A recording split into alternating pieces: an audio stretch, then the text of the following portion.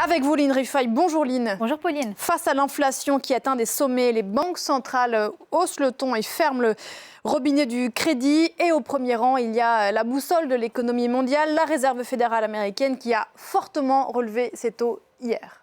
Oui, c'est la 5e hausse de taux d'intérêt, Pauline, depuis le mois de mars de la part de la Banque centrale américaine. Alors la Banque centrale américaine, pendant longtemps, elle a dit que cette inflation que l'on observait, qui était la plus forte depuis 4 décennies, c'est une inflation temporaire. Finalement, elle a dû se résoudre et accepter le fait que cette inflation, elle était partie pour durer et qu'il fallait la combattre. Elle a donc sorti l'arme des taux d'intérêt. Elle a commencé avec une petite hausse de taux en mars, 0,25 points de pourcentage, puis ça s'est accéléré au mois de mai, un demi-point, et puis quand elle a vu que l'inflation, elle persistait, eh bien, on a eu 3 hausses de 0,75 points de pourcentage successives, juin, juillet et septembre. Un niveau de hausse qui est le plus fort depuis le début des années 1990. Alors, on est parti d'un niveau de taux qui était très bas, des taux qui étaient au niveau de zéro, proche de zéro au mois de mars. Aujourd'hui, vous voyez, fin septembre, les taux sont entre 3 et 3,25%. Et on s'attend à ce que l'année prochaine, on soit à 4,5%. Alors, tout cela n'est pas sans effet sur l'économie réelle. Et le président de la Fed, Jérôme Powell, l'a bien reconnu. Il a bien dit qu'il y avait un impact sur la croissance. Je vous propose de l'écouter.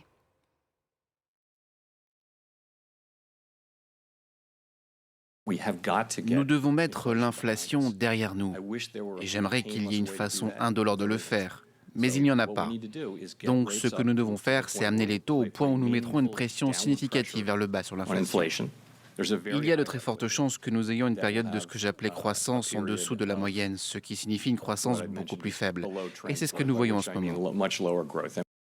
Comme vient de le dire le patron de la Fed, Line, avec la hausse des taux, c'est la croissance qui ralentit fortement. Oui, on commence à le voir aux États-Unis. On s'attendait pour cette année, donc les dernières prévisions, celles de juin, à une croissance à 1,7%. Finalement, les prévisions ont été revues à la baisse très fortement. Une croissance quasi nulle pour 2022, 0,2%. Ça devrait légèrement reprendre l'année prochaine, pas suffisamment. Alors pourquoi, Pauline? Pourquoi une hausse des taux ralentit l'activité économique? Parce que l'objectif là, c'est de freiner la demande pour casser l'inflation. Comment cela se passe? On augmente les taux de la Réserve fédérale. Ces taux, ils guident les autres taux qui sont pratiqués dans l'économie. Les taux pour les crédits immobiliers, pour les crédits à la consommation, les taux pour les entreprises quand elles empruntent. Et du coup, eh bien, les entreprises, elles empruntent moins pour investir.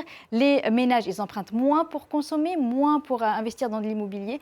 La demande, elle ralentit par rapport à l'offre et du coup, les prix sont censés ralentir. On commence à avoir les effets d'ailleurs, notamment aux États-Unis, sur le marché de l'immobilier. Les taux ont fortement remonté.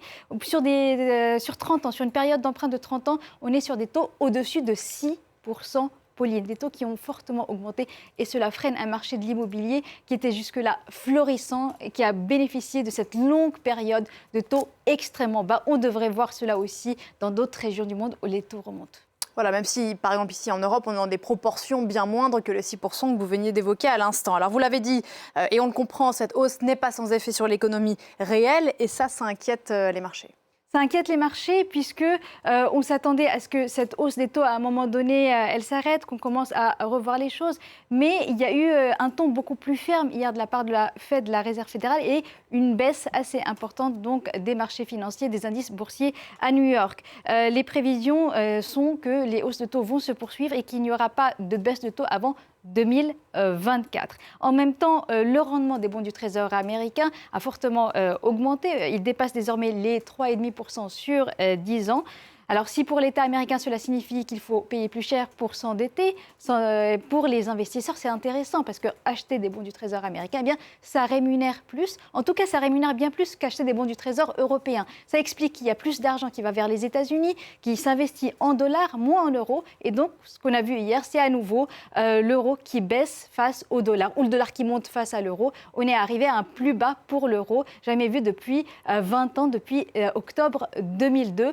Un euro est en dessous d'1$ à 98 cents. Un décrochage historique de l'euro face au dollar qui met la pression sur la Banque centrale européenne, pour le coup, qui va aussi sans doute continuer à relever ces taux? Oui, alors officiellement, le taux de change, ce n'est pas dans son mandat, elle n'a pas un objectif de taux de change, sauf qu'un taux de change de l'euro qui est faible, c'est aussi de l'énergie importée qui coûte de plus en plus cher. Et donc, pour garder la stabilité des prix, il faut continuer à relever les taux d'intérêt. 2 hausses de taux ont déjà eu lieu en juillet, en septembre, et 2 autres au moins devraient avoir lieu d'ici la fin de l'année. Des hausses de taux assez rapides qui ont un impact sur l'économie réelle et notamment, vous l'évoquiez tout à l'heure, sur les crédits immobiliers pour les ménages. Enfin, un mot pour dire que la Banque d'Angleterre relève également ses taux aujourd'hui, peut-être 75 points de base pour suivre ce qui se passe aux États-Unis et au sein de la zone euro. Une réunion qui devait avoir lieu la semaine dernière mais qui a été reportée suite au décès de la reine. Merci beaucoup, Lynn. C'était l'Info Écho. On vous retrouve à 9h15 dans Paris Direct.